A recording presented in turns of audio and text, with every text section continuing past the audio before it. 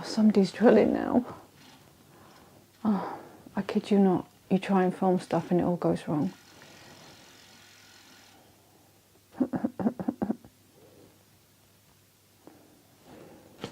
Hello, good afternoon and welcome to my vlog. My name is Gail and I'm the host of Random Life Productions. And today I am doing a vlog about the mature woman. This is a collab with Beauty on a Budget, aka Bella, and it's discuss our opinions and views about growing older and what things we do to make it better. I really don't have very much to say about Bella apart from her being an absolutely amazing lady who's very organised and disciplined and knows a few things about beauty. I'm going to link her channel down below. This is the first in a series of vlogs that we're doing over the oncoming months, and I do hope you enjoy it, and I do hope you go to her channel and consider subscribing. Bella is of course a lifestyle and beauty channel, and I am a travel and tech channel, but just because we're that different doesn't mean we can't present our views and feelings about getting older in a combined way. So here goes. These are my views about how I cope with growing old, or my ways about how I cope with growing older. The word mature I don't like. It reminds me of a stale cheese, but I have to accept that I'm 52, so I'm getting older. Don't know if I'm getting any wiser, but I'm definitely getting older.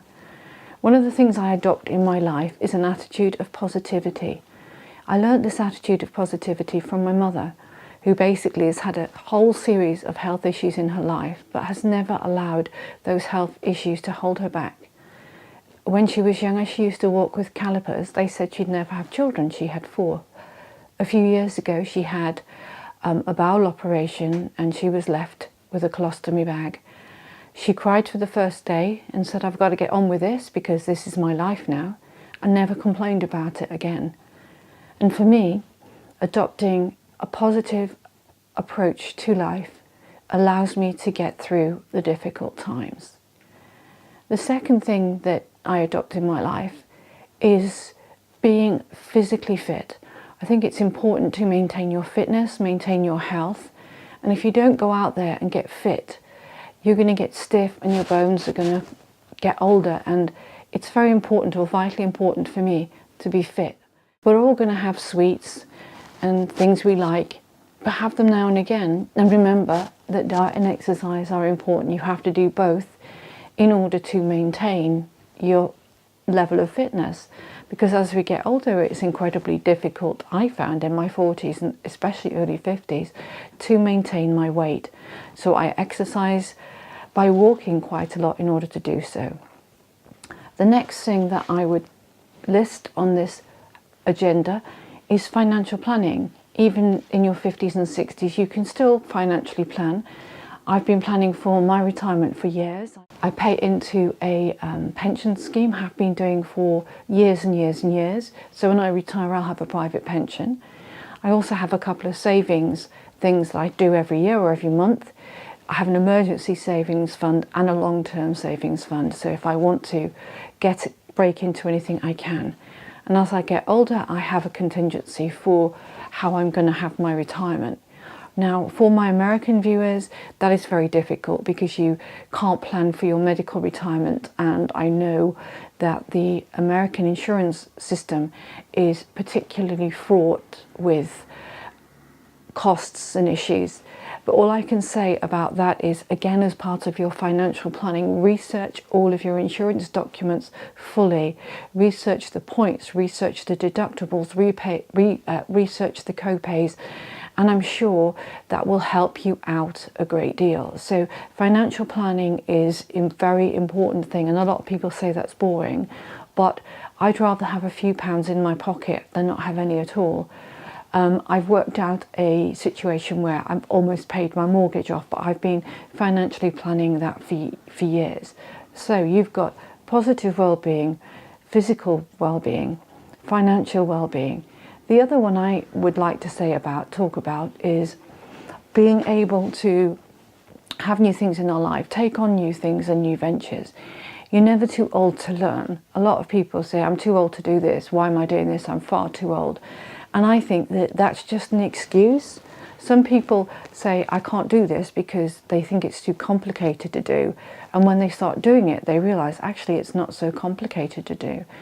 And some people get overwhelmed and go, well, I can't possibly do this, I'm far too old. And the adage is, you're never too old. My mother at 80 struggles to walk, but she says, I'm going to walk until I can't anymore. I'm not going to give up trying. And I think for me, I'm never going to give up learning. I love filmmaking. I love learning about filmmaking. I'm so excited when I can learn a new thing. Every single day I'm learning something.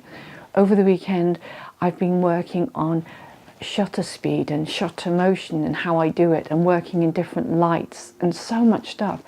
And I've learned an incredible amount of things. So you're never too old to learn. And I think the fifth and final thing in this quick summary is that you should take advice from younger people. Sometimes we don't listen to the younger people, to their ideas, to their thoughts, to their outlook. And I think it's vitally important. And I think as an older person, I listen to young people's input quite a lot, because I think it's quite useful, especially where tech is concerned. I really do think that I'm learning a lot about technology from people who are actually younger than myself. And when you go into a store and you know about the technology, the Apple people love me, because I go in and I've got new ideas and new concepts, and it's like, why is this 50-year-old woman coming in and knowing all this stuff about tech? But I believe that keeping yourself relevant and up to date means that you can have more meaning in your life, have more purpose in your life. So that's it really.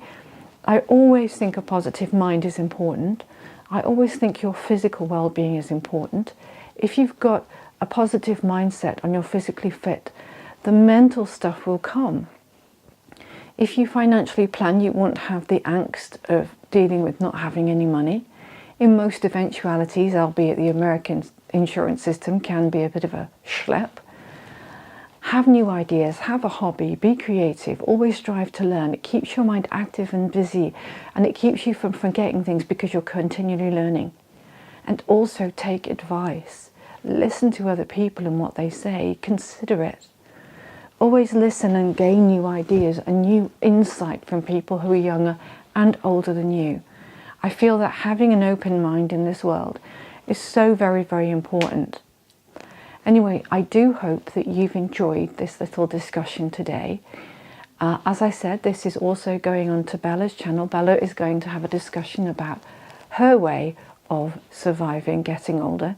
And like I said, I don't like the word mature at all, but I have to accept that I am mature. Thank you very much for watching, and do go over to Bella's channel and do put your comments down below about how you have strategies for growing old. That would be very much, or older, that would be very much appreciated. And thank you very much for watching. Bye bye.